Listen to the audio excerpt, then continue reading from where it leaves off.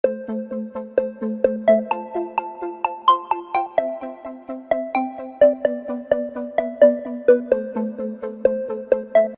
дүйнөнү көрүп келгендер алгач эмне дешет? Реаниматологдун маеги. Айнези Кадыралиева 6 жылдан бери тез жардам кызматында иштейт. Кудайдын куттуу күнү адамдардын ажалдан арачалап, киши өмүрүн сактайт.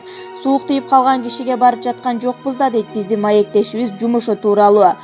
Айнези Кадыралиеванын Facebook баракчасын карап жылмайбай кое албайбыз. Анда дайым врачтардын маянасы жөнүндөгү мыскылдар жарыяланып турат. Ошентсе да каарманыбыз абдан маңыздуу кесипке. Айназик Борбор калаадагы тез жардам кызматында кардиореаниматолог. Келиңиз, кепти өтө маанилүү суолдон баштайлычы. Өлүмдөн калган адамдар эсине келгенде алгач эмне дешет? Мен да алардан тигил жактан эмне көргөндөрүн сурай берем. Кызык да, бирок ушул кезге чейин бир нерсе көрүшкөн дегел уга элекмин. Мага Facebook баракчаңыз жагат, айрыкча түнкү кезметтиңиздеги сүрөтүңүз. Үй-жайсыз адамдарды текшергенден кийин жаман жыттанып калганыңызды жазыпсыз. Адамдар кезметте турганда селфи сүрөт сурай беришет. Ага кайдагы убакыт? Чарчап чалыгасың, тердеп кургап жүрөсүң, жаман жыт урат. Мындай иш жийиркенчек адамдарга ылайык эмес. Ал эми үй-жайсыз адамдар менен иштөө андан да татаал. Маселен, жакында эле ошондой бейтапты караш керек эле. Заматта анын 10 чакты кайрымдуу достору мени тегеректей калып, туура эмес иштеп жатканымды айтып кыйкырып келишти. Мен да аларга бакырдым, аны жашырбайм. Дагы бир мисал, өткөндө абактагы катуу формадагы ичек инфекциясы бар кишиге жардам көрсөтүш керек эле. Абалы кескин начарлап кетиптир, төшөктөн турбай калган. Ошентсе да ишибизди аткарып врачтарга тапшырып бердик. 6 жыл аралыгында жөнөкөй бир нерсени байкадым. Канчалык жийиркене берсең, сага ошончолук илдет илеше берет экен. Азыр организмдин баарына туруштук бере алат. Андан тышкары бизди улам эмдеп турушат. Жылына 2 рет гельминттерге, мите курттун чоң түрүнө каршы дары ичем. Бул кадыр эсе көрүнүш. Бирок сиздерге кан менен иштөөгө да туура келет эмеспи? Бул андан да кооптуу. Мисалы, ВИЧтен эч кандай эмдөө жок да. Жол кырсыгынан кийин айнектин сыныктары тийген жарааттар болот. Анда сен 2 кат мээлей кийип иштейсиң, бирок кандай болгон күндө деле колуңду тилип алышың ыктымал. Андайда мен кармабайм, бир нерсени жуктуруп алсамчы деп четте карап тура албайм. Кан агып жаткан жерде жүргөндө, үстү башың бүт кан болгондо мээде таптакыр бөлөгөйлөр болот. Өзүңүз жөнүндө сүйлөшөлүчү. Алайдын кызы болосуз да, туурабы? Бишкекке келиш кыйынга турду беле? Ооба, 2007-жылы медициналык академияга өткөндө Борборго келгем. Албетте жашап кетиш керек болду, бирок наалыган жокмун. Алайлыктардын мүнөзү бекем. 1 жыл жатаканада жашадым. Айрым студенттер сүрөттөгөндөй жатакана шарты чындап эле начарбы? Андай деле эмес. Медакадемиянын жатаканасынын шарты кыйла дурус. Таракан деген жок. Тек гана жуунучу жайдын жалпы болгону жаман. Белгилүү бир күндөр эле жууна аласың. Мисалы, дүйшөмбү жана шаршемби күндөрү. Анан да кечки саат 8ден 10го чейин гана жууна алчубуз. Өзгөчө ысык да өтө жагымсыз эле. Ошондуктан күн жылыганда эжемдикине көчүп алчумун. Ооруканадагы алгачкы иш күнүңүздү эстейсизби? Ооба, ал эстен кетпейт го. Айрыкча түнкү нөөмөтүмдү унутпайм. Кезметке калып тамактанып сүйлөшүп жатканбыз. Анан эле капыстан бейтаптар биринин аркасынан бири түшө баштады. Саны ушунчалык көп. Ооруканада башаламандык башталып кетти. Июнь окуясынын 2010-жылкы улуттар аралык жаңжал 1-күнү ошентип өткөн. Жаралангандар көп түштү. Негизинен жарааттар жеңилирээк, көбүнө чачма оку тийген. Түнү менен ошол майдокторду денеден терип чыкканбыз. Сактай албай калган биринчи киши жадыңыздабы? Ооба, андайды унута албайсың. Көп болду. Ал маалда врачтар жетишсиз эле.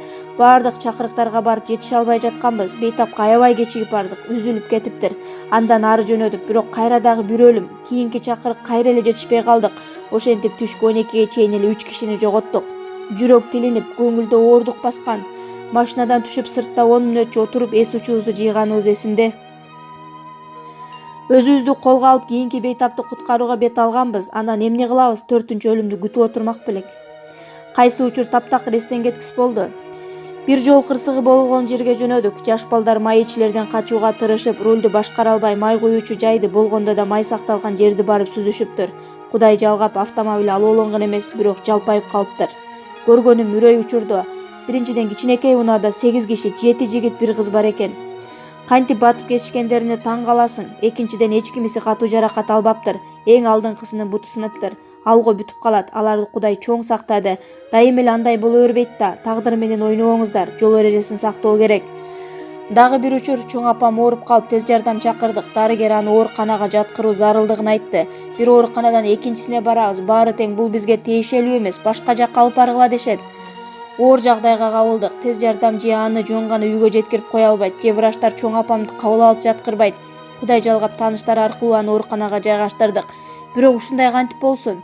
Мурда бейтапты кабыл албаган дарыгерлер менен калчылдашканга чейин барчумун. Телефондун видеосуна тартып коркутуп кирчүмүн. Азыр ал да канча жоош, токтоо тартып калдым. Анын үстүнө таанып да калышты. Бейтаптарды шаар аралап алып жүрө албасымды түшүнүшөт. Адам кээде өзүн жаман сезет, бирок ооруканага алып баруунун анча кажети жок болот. Андайда бейтапка эмне кылыш керектигин түшүндүрүүгө тырышам. Негизи тез жардам кызматы кеңеш бербеши керек, бирок улгайган киши ошол бейтапканага чейин жете аларына ким кепилдик берет? Азыр шаарда автоунаадан көп нерсе жок. Тез жардам бейтапка жетпей калган учур көп болобу? Анткени кайсы бир макоо жол бергиси келбей коет чыгар. Мен иштей баштагандан бери акыркы 6 жылда кырдаал жакшыныкка өзгөрдү. Адамдар бир топ аң сезимдүү болуп калды. Кээде ар бир секунд маанилүү болгон. Маселен, адам анафилактикалык шокко кабылып же жол кырсыгына тушуккан учурлар кездешет. Бирок көчөдөгү машинанын көптүгүнөн орун бошотууну каалаган киши деле жол бере калбай калат. Тез жардамда гана врач эмес экенсиз, дагы башка жумушуңуз бар экен, кантип үлгүрөсүз? Тез жардамда маянам 9500 сом, ал эми батирди мен 12 000 сомго ижаралап, коммуналдык тейлөөгө да төлөйм, тамак ичем, кийинем. Дагы сурооңуз барбы? Акыркы жолу качан уктадыңыз?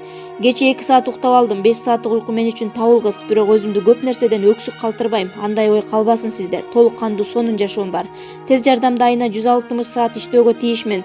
Ошентсе да башка жердеги 8 сааттык ишимди эч ким жоюп кое элек. Бирок фитнес менен машыгууга убакыт табам. Ал тургай 3 сааттык машыгуудан соң үйгө келип 3 күнгө жеткидей спорттук тамак ашты даярдап коем.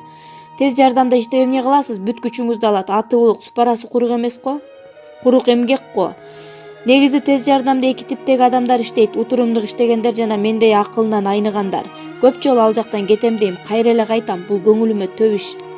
Көп дарыгерлер сыртка кетип жатышат. Дүйнөнүн басымдуу бөлүгүндө бул кесиптегилердин маянасы күнүмдүк керектөөнү гана жаппастан, майкөл, сүткөл жашоого да жол берет. Сиз эмнеге кетип калбайсыз? Мени Кытай жана Россияга чакырышкан, болгондо да жакшы айлык сунушташкан.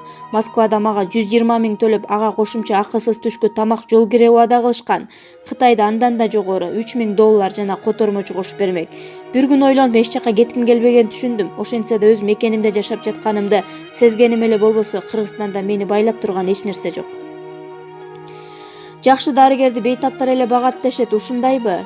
Тез жардамга, айрыкча мага бул айтылган эч тиешеси жок. Бейтаптарымдын көпчүлүгү жүрөгү оорукчан карыялар. Мага ким төлөөгө тийиш? Ансыз да жакыр турган, андан акы алганча өзүм ага бир бөлкө нан алып бергеним оң болчу, же талкаланып калган автоунаадан жаңы эле чыгарган уламбы? Күнү түнү иштейсиз, турмушка да чыгышыңыз керек деп тууган тушкандар кеп салабы? Ата-энем иштегениме каршы эмес, окуп жүргөнүмдө окушуң керек, күйөөгө чыгып кете көрбө деп Кудайдын куттуу күнү телефон чалышчу. 2 жыл мурда 28ге чыктың, дале турмуш кура элексиң деп ызы-чуу салышты. Азыр буга айла жок экен деп калышты. Тез жардамдын дарыгерлери менен иш боюнча жүрүп калганым бар. Бейтаптардын көбү зериккен пенсионерлер. Болбогон кепки убакыт коротуу кыжырыңызга тийбейби? Буга мен башкача карайм. Балким адам ичинен оор дүрбөлөңгө кабылгандыр. Андайда адам менен жөн гана сүйлөшүп койсо сакая түшөт. Бул эмне, жаманбы? Ооба, апалар чындап эле бизге зериккенде да чалышат. Аларга кадимки бейтаптарга кандай мамиле кылсам, ошондой эле көңүл бурам. Апа, кандайсыз? Неберелериңиз кайда? Ата кайда деп сурап сүйлөшүп коем. Жардам бербей койсоң, стресстен деле жүрөгү кармап калышы ыктымал. Кеп соңунда врачтык ырым-жырымдарыңыздан да айтып берсеңиз. Биз нөөмөткө чыгаардан мурун дайым шашпай таза жуунабыз. Эгер чала жуунуп калсаң, кезметте оор өтөт. Кээде иш көбөйө түшкөндө кана мойнуңар калгыла, ким жуунбай келди эле деп тамашалап калабыз. Дагы бир ырым бар: эгер биринчи чакырыкта аял киши болсо, анда иш чачтан көп болот. Эгер бейтап эркек болсо, анда кезмет жеңил өтөт.